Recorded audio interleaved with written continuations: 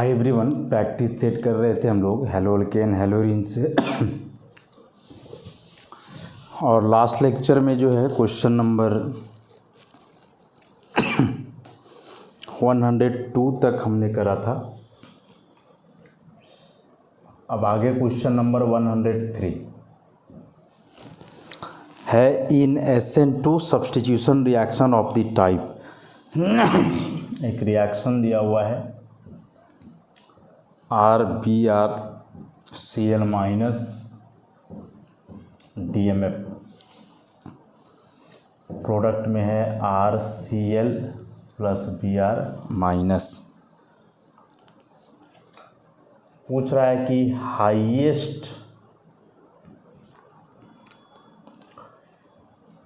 Relative rate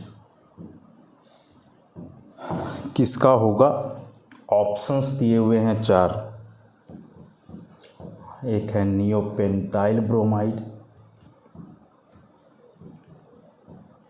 ऐसा। दूसरा दिया हुआ है इथाइल ब्रोमाइड। C नंबर में है N propyl bromide. D number में है आइसोब्यूटाइल ब्रोमाइड।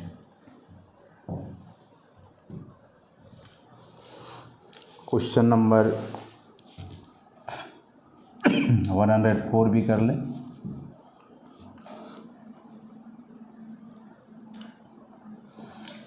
कह रहा है कि किसका हाइड्रोलाइसिस तेजी से होगा।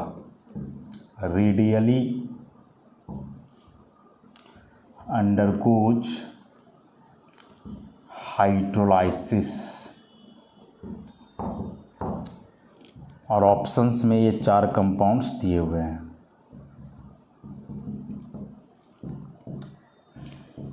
नया क्वेश्चन तो नहीं है, रिपीटेड क्वेश्चन है, लेकिन पूछने का तरीका केवल अलग है। ऐसे क्वेश्चंस करे हैं हमने पीछे, बस पूछने का तरीका अलग हो गया केवल।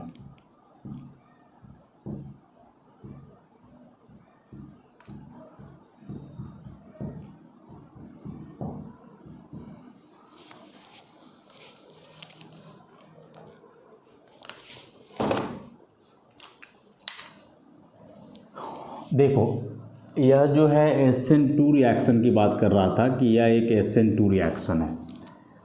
उसमें से ब्रोमाइड का सब्स्टिट्यूशन हो रहा है क्लोराइड से। क्लोराइड जो है स्ट्रॉन्ग न्यूक्लियोफाइल ब्रोमाइड के तुलना में इस सॉल्वेंट में DMF में। तो यहाँ से जो अल्काइल ब्रोमाइड है उसका रिलेटिव रेट पूछा है कि सबसे ज़्यादा रिएक्टिविटी किसका होगा। तो बहुत ज़्यादा दिमाग लगाने वाला क्वेश्चन तो है नहीं। SN2 की बात करी है इन्होंने, तो SN2 में रिएक्टिविटी ऑर्डर हम जानते हैं। सबसे ज़्यादा 1 डिग्री होता है, 2 डिग्री, लिस्ट रिएक्टिव है 3 degree, 1 degree, 1 degree, 1 degree, 1 degree. चारों के चारों 1 डिग्री ही है। तो यदि चारों 1 डिग्री है तो फिर आप हिंडरेंस को लेकर के चलो ना, ग्रुप का साइज को लेकर के चलो। छोटा साइज का ग्रुप होता है तो ज़्यादा रिएक्टिव होता है। अब इसमें देखोगे तो 1 डिग्री के बगल में टर्शियरी ब्यूटाइल ग्रुप लगा हुआ है, इथाइल ग्रुप लगा हुआ है, आइसोप्रोपाइल लगा हुआ है और ये मिथाइल लगा हुआ है। तो ऐसा क्वेश्चन भले हम लोग किए, लेकिन वहाँ डिग्री अलग अलग होता था। यहाँ सबका डिग्री सेम दिया है और तुम्हें पूछ रहा है कि बताओ किसका होगा। तो यदि सबका 1 डिग्री ही है तो हम क्या करेंगे कि 1 डिग्री से जो सब्स्टिट्यूएंट जुड़ा है हम उसके साइज को देखेंगे और वहाँ से डिसाइड करेंगे। अब इसके साइज को देखोगे तो ये टर्शियरी ब्यूटाइल है 3 डिग्री, ये 2 डिग्री, सॉरी 1 डिग्री, और ये वाला हो गया 2 डिग्री, ये 0 डिग्री मिथाइल है। तो जितना छोटा सब्स्टिट्यूएंट होता है, साइज जितना छोटा हो ग्रुप्स का, रिएक्टिविटी उतना ज़्यादा होता है। ये तो हम जानते ही हैं। तो इस हिसाब से यदि लेकर के चलोगे तो मोस्ट रिएक्टिव कौन सा होगा।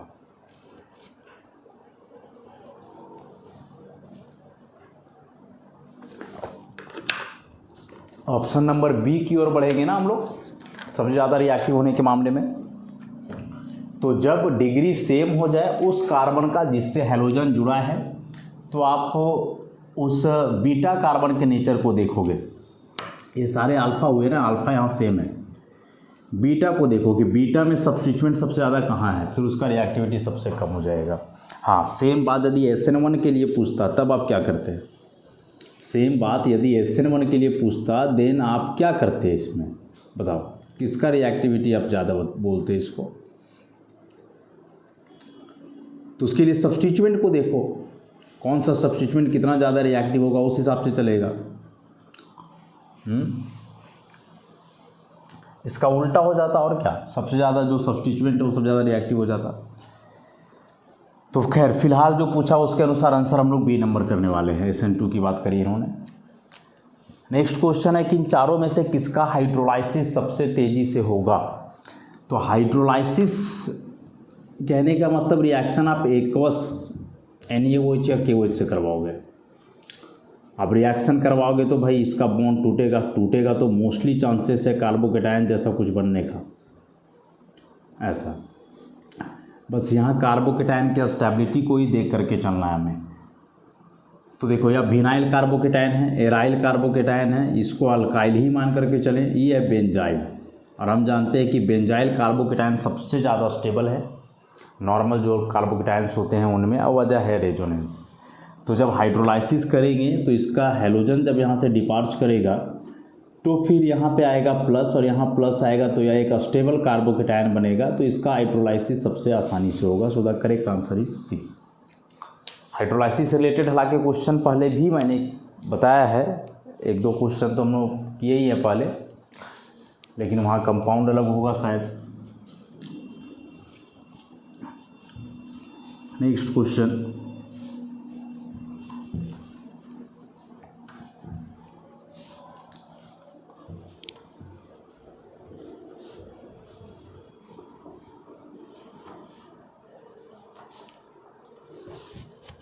वन 104 तो कर लिया हमने। नेक्स्ट है 105,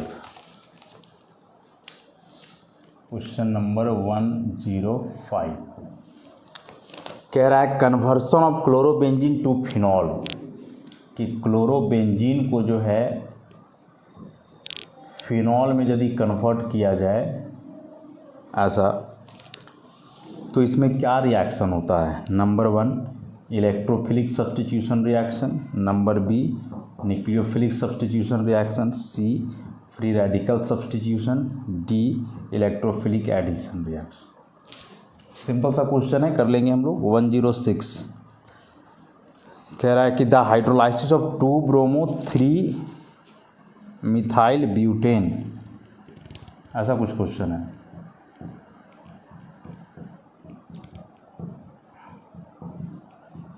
ऐसा 2-bromo-3 methyl butane by SN1 mechanism, इसका हम लोग हाइड्रोलाइसिस कर रहे हैं एक्वस KOH, और मैकेनिज्म फॉलो हो रहा है SN1। पूछ रहा है कि मेजर प्रोडक्ट कौन सा होगा। ऑप्शंस है 3 मिथाइल 2 ब्यूटेनॉल, बी नंबर में है 2 मिथाइल 2 ब्यूटेनॉल, सी में है 2 डाइमिथाइल 2 प्रोपेनॉल, और डी में है 2 मिथाइल 1 ब्यूटेनॉल। ये इम्पोर्टेंट क्वेश्चन है, कंसेप्चुअल भी है।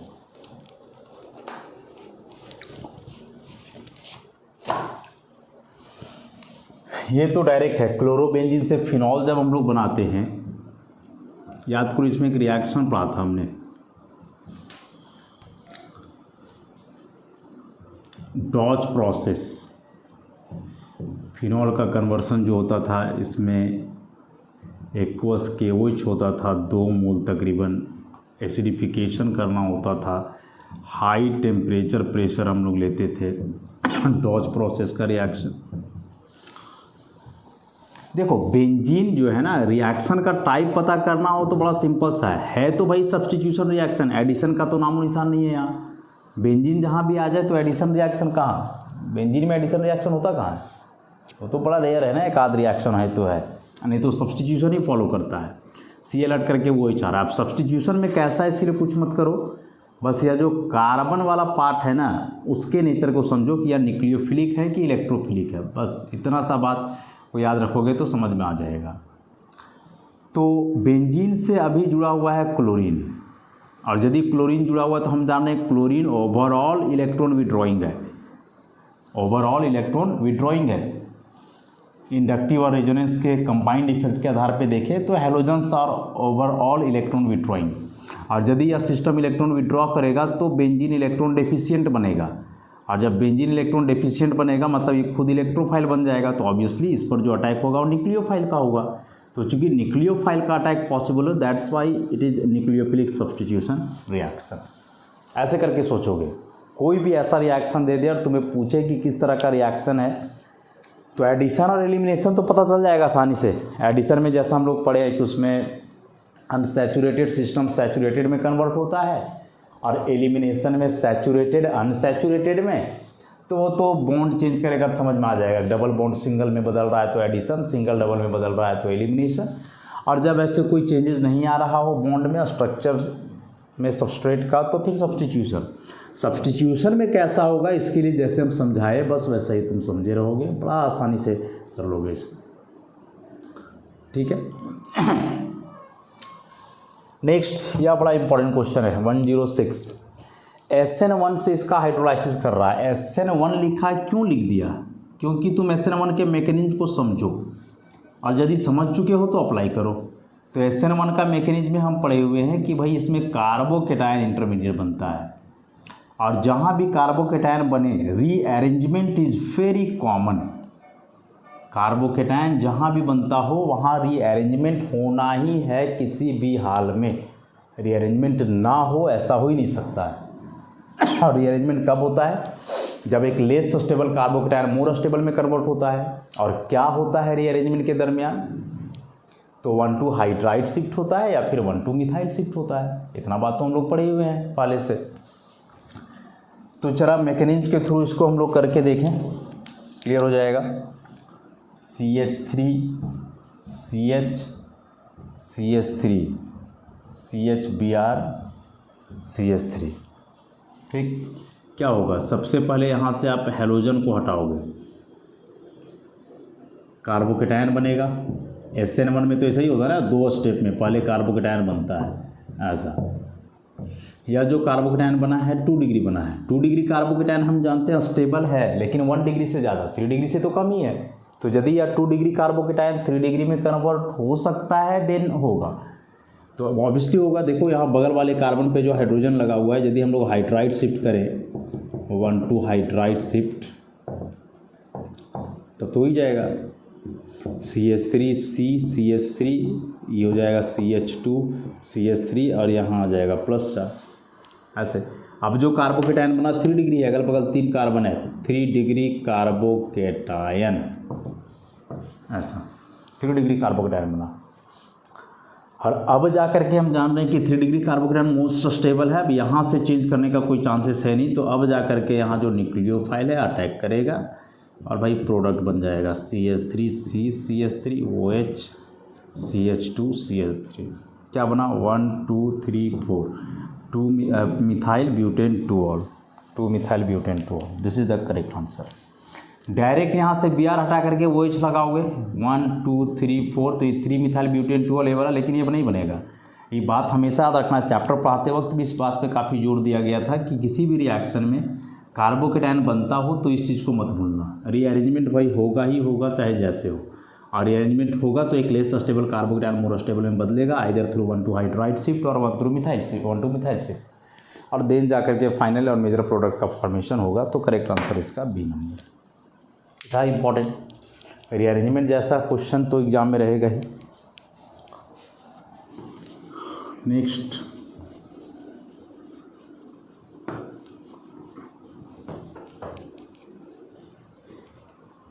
अभी तक जितना भी क्वेश्चन हम लोग बनाए ना, उसमें से सबसे ज़्यादा क्वेश्चन यदि कुछ किए हम लोग तो आई थिंक SN1 और SN2 से, क्योंकि हेलोअल्केन और हेलोरिन का सबसे इम्पॉर्टेंट टॉपिक वही है ही, सबसे इम्पॉर्टेंट टॉपिक है, बहुत ज़्यादा इम्पॉर्टेंट।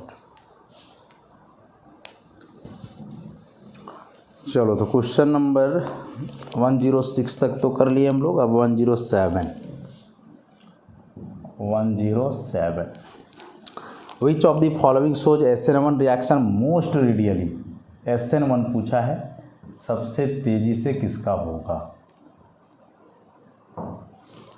Most radially. क्या क्या ऑप्शन में है, क्लोरोबेंजीन एक ऐसा दिया हुआ है,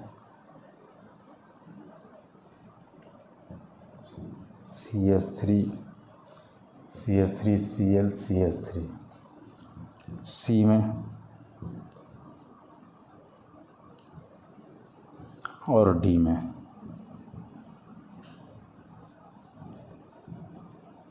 ऐसा नेक्स्ट 108 भी लिख लें। During SN1 reaction which of the following species is produced, तो डायरेक्ट है। SN1 में क्या बनता है, ऑप्शंस हैं फ्री रेडिकल, बी में है कार्बीन, सी में है कार्बोकेटायन, और डी में है कार्बन आयन। ये भी कोई सवाल थोड़ा ना हुआ है, तो किए हुए हम लोग। चलो 109 भी लिख लें। Which of the following can give या Grignard reagent when reacted with magnesium in dry ether, वह क्या है जो मैग्नीशियम के साथ रिएक्शन करे ड्राई ईथर में, तो यहाँ तुम्हें ग्रिग्नार्ड रिएजेंट दे। ठीक है, ऑप्शंस दिए हुए हैं C2H5OH, C2H5Cn, C2H6 और डी में है C2H5Cl। ऐसे सारे क्वेश्चन बहुत ज़्यादा मुश्किल कंसेप्ट वाले तो नहीं हैं। SN1 सबसे ज़्यादा किस में होगा, डिग्री डिसाइड करोगे तो डायरेक्ट हो जाना है। क्लोरोबेंजीन वगैरह का तो SN1 SN2 होता नहीं है, फालतू का चीज़ है।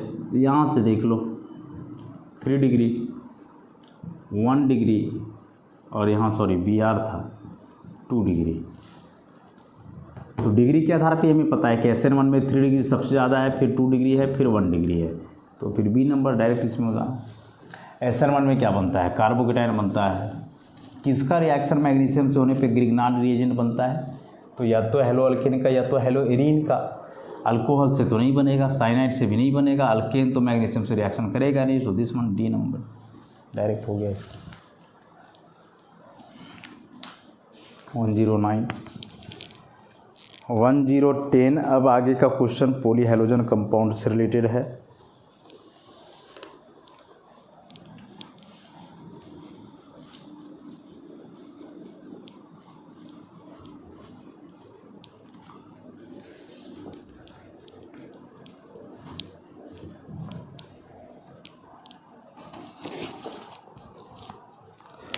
Question number 110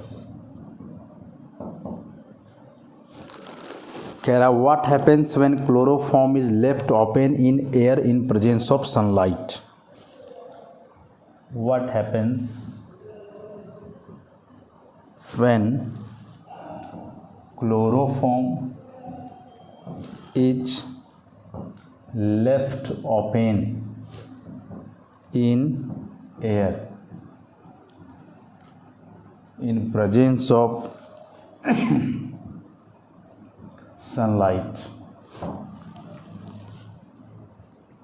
A number, explosion takes place,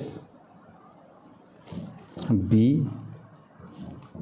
phosgene is formed, C, polymerization takes place, D, no reaction takes place।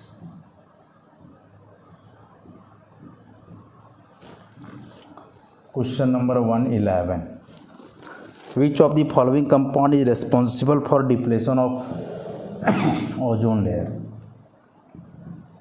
responsible for depletion of ozone layer. Ozone layer को कौन क्षति पहुंचाता है, ए में है फ्रियॉन, बी में है क्लोरोफॉर्म,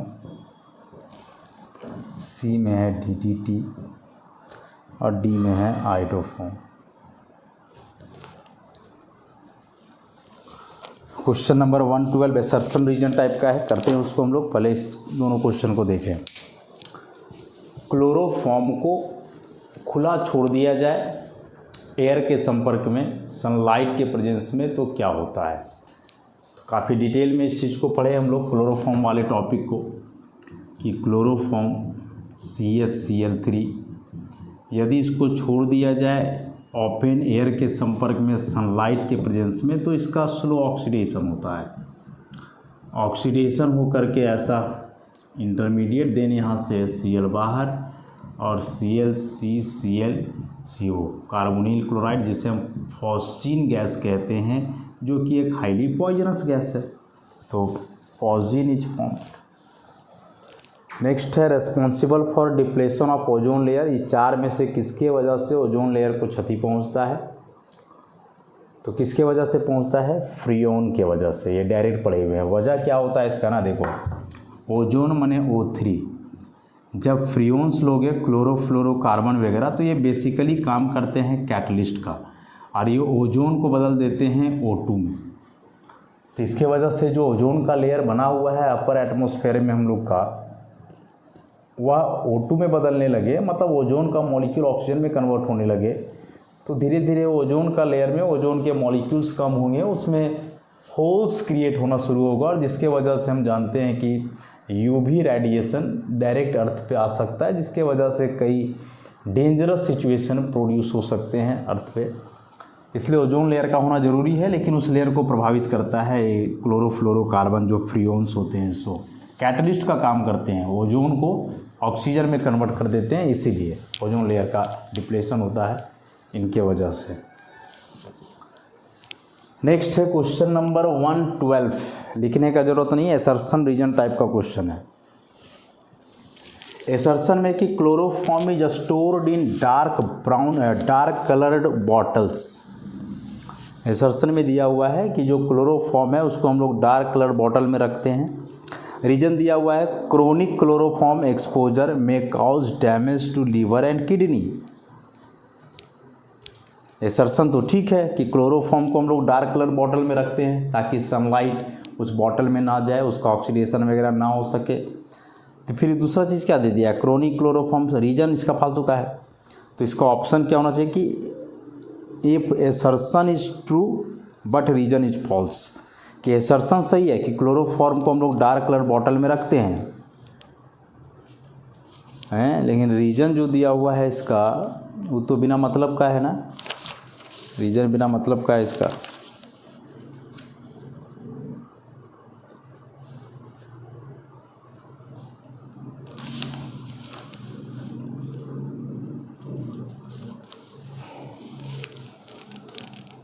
तो रीजन फॉल्स है, मतलब रीजन का स्टेटमेंट गलत नहीं है, हाँ इसका एक्सप्लेनेशन नहीं है। तो इसको हम लोग ऐसे लिख सकते हैं कि both assertion and reason are true but reason is not the correct explanation of assertion. मैंने करेक्ट आंसर इसका बी होगा।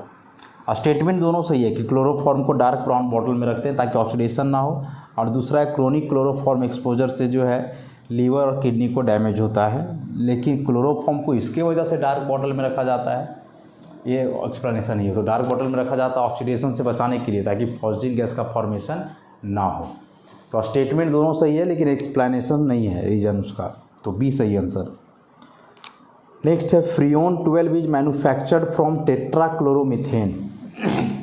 फ्रियोन्स वाले में पढ़े इसे हम कि फ्रियन 12 को जो है टेट्राक्लोरोमीथेन से बनाते हैं, कौन सा रिएक्शन से। क्वेश्चन नंबर 113 टेट्राक्लोरोमीथेन, ठीक है, इसको बदलना है फ्रियोन 12 में। फ्रियोन 12 डाइक्लोरो डाइफ्लोरोमीथेन को हम लोग कहते हैं, दिस इज फ्रियोन 12। कह रहा है कैसे बने भाई, कौन सा रिएक्शन से। ऑप्शन दिया है हैलोफॉर्म रिएक्शन, बिल्कुल नहीं बनेगा उससे। रीमर टीमैन रिएक्शन, ओड्स रिएक्शन, बिल्कुल नहीं बनेगा। स्वार्ट्स रिएक्शन, क्लोरीन हटा करके फ्लोरीन लाना है भाई। तो क्लोरो और ब्रोमो अल्केन को फ्लोरो अल्केन में जब हम लोग बदलते हैं तो रिएक्शन तो स्वार्ट्स रिएक्शन कहलाता है ना। कोई भी metal fluoride, mercury fluoride, antimony trifluoride, silver fluoride वगैरह के साथ हीट करोगे तो बन जाएगा reaction Swarts reaction. It is called Swarts reaction. Correct answer इसका है डी, स्वार्ट्स रिएक्शन। ठीक है, तो क्वेश्चन नंबर 130 तक जो है हम लोग कर लिया। आई थिंक यहाँ तक जो है करके रखोगे, आगे के क्वेश्चन जो है उसे हम कंटिन्यू करेंगे। अभी के कुछ लेक्चर में हम लोग पॉली हाइड्रोजन कंपाउंड को ही डील करने वाले हैं। Chloroform, iodoform, DDT, freons, dichloromethane, tetrachloromethane, इन सारे टॉपिक्स को कवर अप करेंगे। हालांकि ज़्यादा जोर नहीं देते हैं लोग पढ़ते समय इन टॉपिक्स पे, हेलोकेन हेलोरिन करके समाप्त। पॉली हाइड्रोजन कंपाउंड उसमें एक अलग चैप्टर है, तो वहाँ से भी इसको देखना होता है। ठीक है, तो आगे का नेक्स्ट लेक्चर से कंटिन्यू करते हैं। आज के लिए इतना ही, धन्यवाद।